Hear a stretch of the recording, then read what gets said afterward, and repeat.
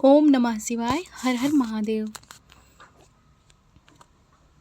आज हम नाग पंचमी की कथा सुनेंगे। व्रतों और पर्वों की इस पुण्य भूमि भारत में एक ऐसा पावन पर्व आता है जब धरती, आकाश और पाताल तीनों में होता है एक अलौकिक कंपन। यह दिन है नाग पंचमी का। इस दिन भक्तगण करते हैं पूजन नागों का, जो न केवल सर्प हैं बल्कि ऊर्जा है, शक्ति है और स्वयं महादेव की कंठ के वसिंदा हैं। आज हम सुनेंगे वह दिव्य कथा जो बताती है नाग पंचमी का वास्तविक रहस्य। बहुत समय पहले की बात है, जब भारतवर्ष में छोटे छोटे राज्य होते थे। वनों में ऋषि मुनि तपस्या करते थे और देवता प्रकट हो जाया करते थे। उसी काल में राजा परीक्षित का शासन था। परीक्षित वही जो अर्जुन के पुत्र अभिमन्यु के पुत्र थे। उन्होंने एक भूल की, एक ऋषि को नाग से डराया और तब तक्षक नाग ने उन्हें श्राप दिया, 7वें दिन तू मरेगा मेरे विषाग्नि से जलकर। परीक्षित डर गए, परंतु उन्होंने सुनवाई भागवत कथा। उनके पुत्र जन्मेजय ने प्रतिज्ञा ली, मैं नागों का संहार करूंगा, सभी का, तक्षक समेत। तब किया गया सर्वसत्र यज्ञ, जिसमें अग्नि में गिराए जाने वाले सर्प हजारों नाग झुलस गए, चीखें गूंजने लगी।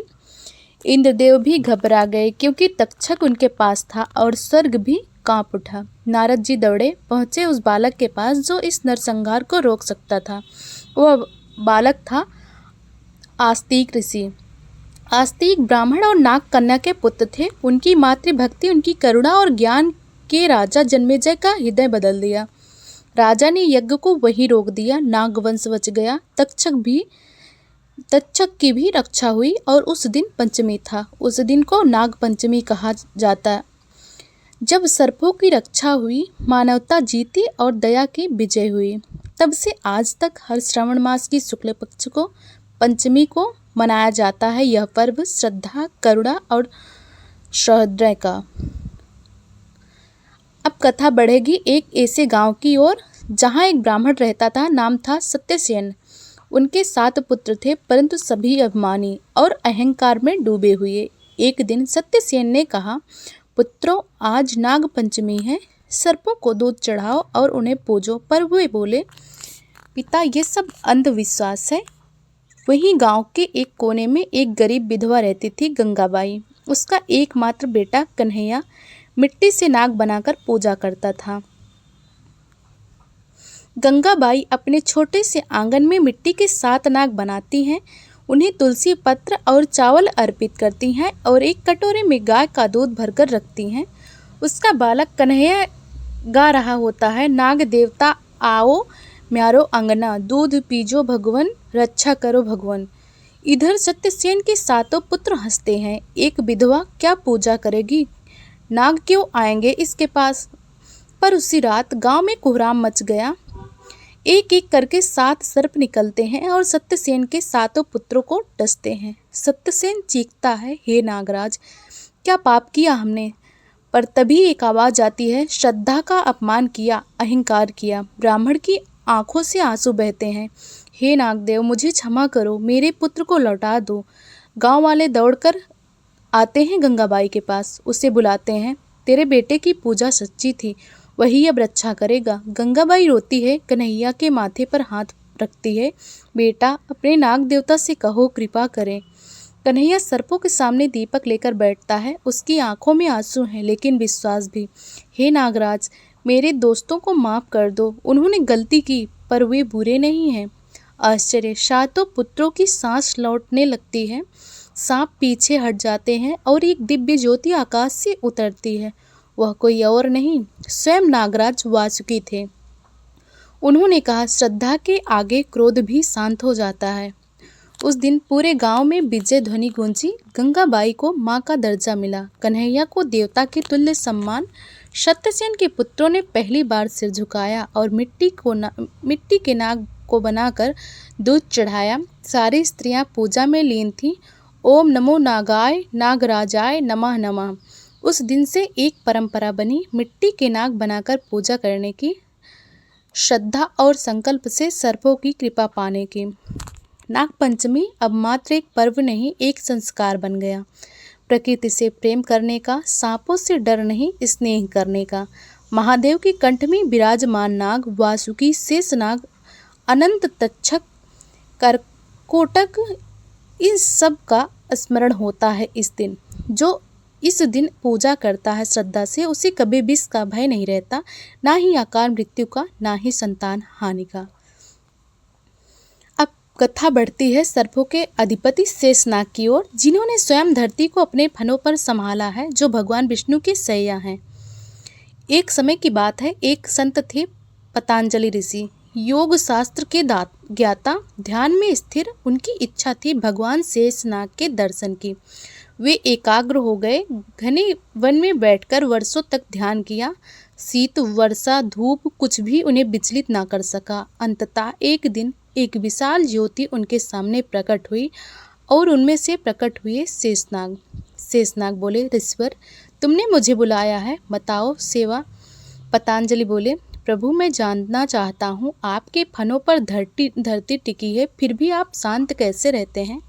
शेषनाग मुस्कुराए, क्योंकि मैं जानता हूँ जो भी मैं कर रहा हूँ वह मेरा कर्तव्य है। कर्तव्य में स्थिर रखने वाला ही विष से भी मुक्त रहता है। पतंजलि ने सिर झुका दिया, हे नागराज, आपने मुझे सच्चा योग सिखाया और वहीं से निकला पतंजलि योग सूत्र। अब कथा मोड़ लेती है एक किसान की ओर। नाम था भीमू, सीधा साधा, ईमानदार, परंतु अत्यंत निर्धन। हर साल नाग पंचमी के दिन वह खेतों की मेड़ पर दूध रख आता, मिट्टी के नाग बनाकर कहता, हे नाग देवता, फसल की रक्षा करना। एक बार सूखा पड़ा, सारे गांव के खेत सूख गए, परंतु केवल भीमू का खेत हरा भरा लहराता रहा। लोग चकित थे, ऐसा कैसे? रात में गांव वाले छुप कर देखने लगे, तभी दिखे 7 स्वर्णी नाग, जो खेत के चारों ओर घूमते और फुफकार मारते थे। सुबह भीमू से पूछा गया, तू कौन सा मंत्र जानता है? भीमू बोला, मैं बस एक बात जानता हूँ, सच्चे दिल से श्रद्धा करो बिना स्वार्थ के, बाकी नाग देवता स्वयं कृपा करते हैं। उसी रात एक सुंदर कन्या भीमू को सपनों में आई। मैं नागलोक की कन्या हूँ, तुम्हारी भक्ति से प्रसन्न होकर मैं तुम्हें जीवन भर अन्न की कमी नहीं होने दूंगी। वह सपना नहीं था, वरदान था। भीमू अमीर नहीं हुआ, परंतु कभी भूखा नहीं रहा और उसका खेत वर्षों तक फलता फूलता रहा। तब गांव वालों ने सीखा, पैसे की पूजा नहीं, प्रकृति और सच्चाई की पूजा करो। हर नाग पंचमी पर गांव में सबसे पहले भीमू के खेत में दीपक जलाए जाते, नाग कन्या की मिट्टी की मूर्ति बनाई जाती और वहां बालक बालिकाएं गीत गाते, नाग देवी नाग देव रक्षा करो हमारी, धरती की हर हरियाली बनी रहे तुम्हारी। अब पहुंचते हैं एक छोटे से गांव भंडारपुर में, जहां एक बड़ई कारपेंटर रहता था। नाम था हरिदास। उसके पास पैसा नहीं था, पर हृदय बहुत निर्मल था। हर साल नाग पंचमी पर वह लकड़ी से एक सुंदर नाग की मूर्ति बनाता, उसे सजाकर गांव के मंदिर में रखता और पूरे गांव को आमंत्रित करता। लोग उसकी मूर्ति को देखकर कहते, काठ का नाग, इससे क्या होगा?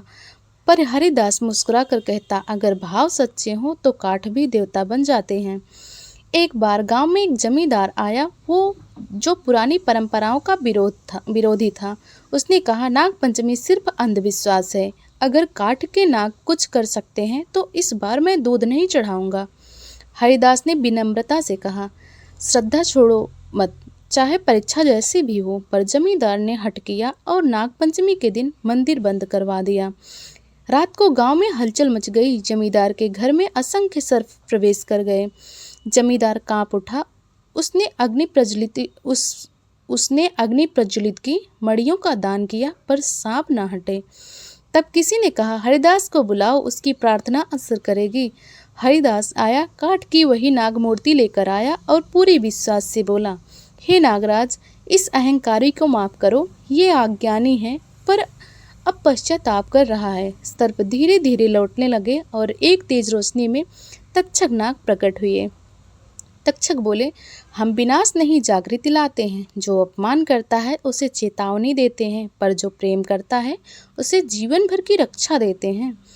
तक्षक नाग ने हरिदास को आशीर्वाद दिया, तेरा वंश कभी दुख नहीं देखेगा। तेरे बनाए हर काठ के नाग में अब मेरा अंश रहेगा।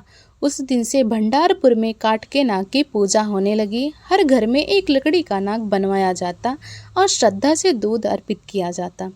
उसी गांव में एक छोटी कन्या थी, रमा। उसका ही सपना था नाग पंचमी पर एक बार नाग देवता के दर्शन करूं।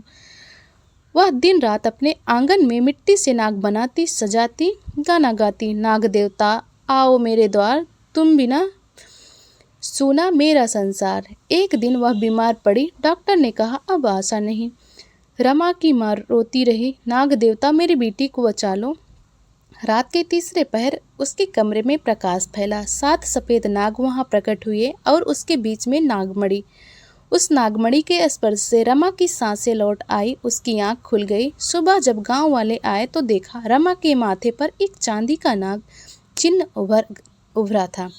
तब से रमा को नागकन्या कहा गया और उसके आंगन में अब हर वर्ष नाग पंचमी महोत्सव मनाया जाता है। समय बीतता गया, युग बदले पर नाग पंचमी की परंपरा न बदली। गांव, नगर, महानगर हर जगह सर्प पूजा का स्वर गूंजता रहा। कहीं महिलाएं दूध से नागों का अभिषेक करती हैं तो कहीं बालक मिट्टी के सर्प बनाकर आंगन में रख देते हैं। कुछ लोग इसे अंधविश्वास मानते हैं तो कुछ लोग इसे प्रकृति पूजा का श्रेष्ठ रूप, पर जो इसे श्रद्धा और संरक्षण से जोड़ते हैं वे जानते हैं यह केवल नागों की पूजा नहीं बल्कि संपूर्ण सृष्टि के संतुलन की साधना है। सर्प ना हो तो चूहे मर जाएं, चूहे बढ़े तो अनाज ना बचे और यदि अनाज ना बचे तो मानवता संकट में पड़ जाए।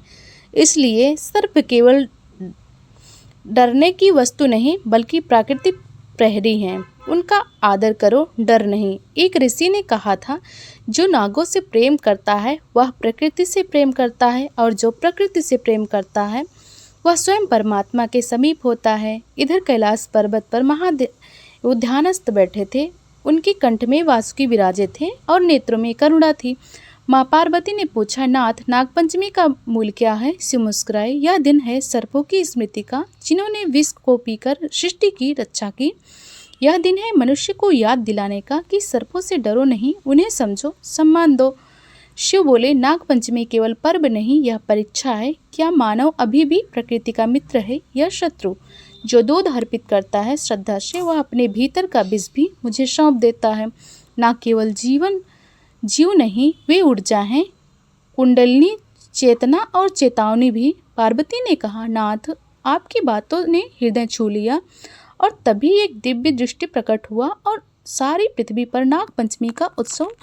लोग सर्पों को पूजते हुए, बच्चे गीत गाते, स्त्रियां व्रत करती, कहीं मिट्टी के नाग, कहीं काठ के नाग, कहीं शुद्ध प्रतीकात्मक चित्र, लेकिन सब में एक बात, समान श्रद्धा। शिव ने नेत्र मूंद लिए। जब तक यह श्रद्धा जीवित है तब तक संसार में संतुलन रहेगा। अंत में शिव अपने भक्तों से कहते हैं, हे मानव, प्रकृति को पूजो, डराओ मत, नागों को समझो, उनका घर ना उजाड़ो, दूध चढ़ाओ पर मन से चढ़ाओ। श्रद्धा हो तो पत्थर में भी भगवान बसते हैं और श्रद्धा ना हो तो भगवान सामने आकर भी कुछ नहीं कर सकते। शिव का यह उपदेश आज भी नागपंचमी पर स्मरण किया जाता है। तो प्रिय भक्तों, आज जब आप नाग पंचमी का व्रत करें तो यह ना समझें कि आप केवल सर्प की पूजा कर रहे हैं। आप पूजा कर रहे हैं संतुलन, प्रकृति और शिव की ऊर्जा की। आप कर रहे हैं अपने भीतर के विष को श्रद्धा की अग्नि में जलाने का प्रयास। और अंत में जब आप दूध चढ़ाओगे सर्पों को तो ये भी कहो, हे नाग देवता, हमारे भीतर के दोषों को पी जाओ और हमें शुद्ध, शांत और संतुलित बना दो। हर हर महादेव। नागराज की जय हो।